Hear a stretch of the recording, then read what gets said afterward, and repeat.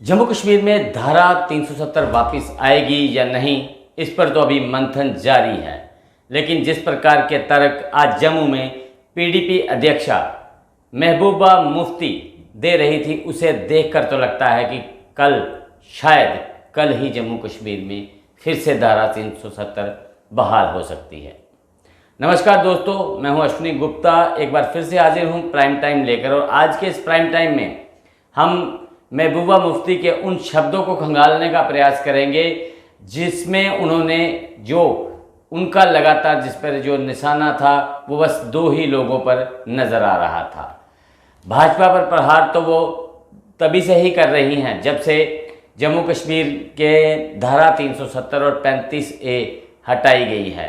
लेकिन आज उन्होंने गुलाम नबी आज़ाद के उस बयान को भी आड़े हाथों लिया जिसमें उन्होंने कहा था कि अब जम्मू कश्मीर में धारा 370 कोई वापस नहीं ला सकता है। तो उस पर महबूबा ने उन्हें आईना दिखाते हुए कहा कि शायद उन्हें पता नहीं है, नागालैंड में तो भाजपा उस जमात से बात कर रही है जिसने 18 जवानों को मार गिराया। और 2 दिन पहले की ही बात है, यही भाजपा की सरकार नागालैंड को उसका जो अपना संविधान और अलग झंडा है वो देने तक को तैयार हो गई है। फिर जम्मू कश्मीर के लोगों को क्यों नहीं, ये तो हमारा अधिकार है। अब आज़ाद साहब ने ऐसा क्यों कहा, ये तो उन्हें ही पता होगा।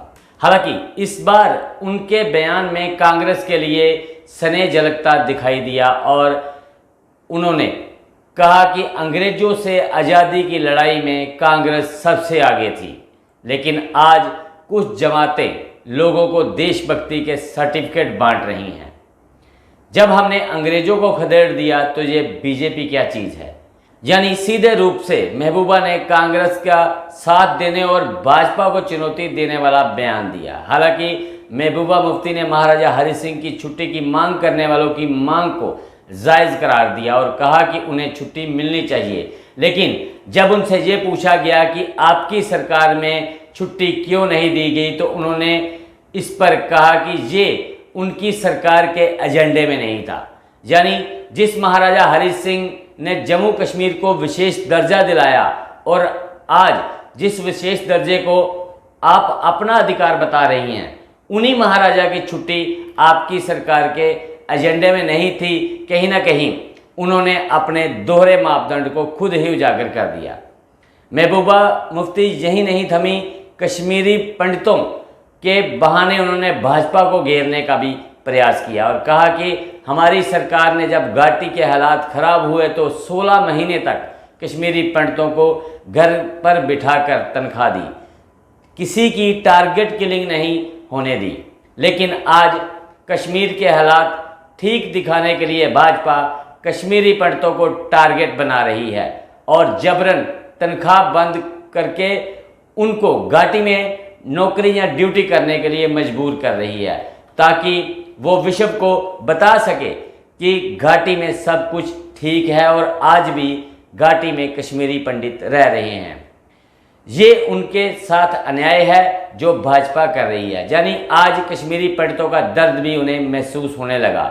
मौजूदा समय में जम्मू कश्मीर के हालातों पर सरकार को घेरने का प्रयास कर रही महबूबा मुफ्ती ने कहा कि आज जम्मू कश्मीर में लोगों को बोलने की आज़ादी नहीं है, पत्रकारों को जेल में डाला जा रहा है, नेताओं को बोलने नहीं दिया जा रहा। लेकिन अब लोगों को समझ आ रहा है कि धारा 370 समाप्त होने का क्या नुकसान हुआ है। उन्होंने कहा कि आज किसी को बोलने की आज़ादी नहीं है, तो वो भी तो सब कुछ बोल रही थी और वो भी जम्मू में अपने कार्यालय में, उन्हें किसी ने बोलने से रोका नहीं। फिर भी उन्हें लगता है कि आज जम्मू कश्मीर में बोलने की आज़ादी नहीं है। जबकि जम्मू कश्मीर में चुनाव होंगे या नहीं, इस पर महबूबा मुफ्ती से सवाल पूछा गया तो उन्होंने कहा कि ये तो नरेंद्र मोदी, अमित शाह या फिर अडानी अंबानी ही बता सकते हैं कि चुनाव कब होंगे। जबकि उन्होंने भाजपा पर लोगों को लड़वाने का आरोप लगा दिया। उन्होंने ज्ञानवापी को लेकर कोर्ट पर भी कटाक्ष किया और कहा कि कोर्ट अपनी ही रूलिंग को नहीं मानता है, तो ये भाजपा देश में हिंदुओं और मुसलमानों को लड़वाने का काम कर रही है, जबकि कहते हैं कि भारत विश्व गुरु बनेगा।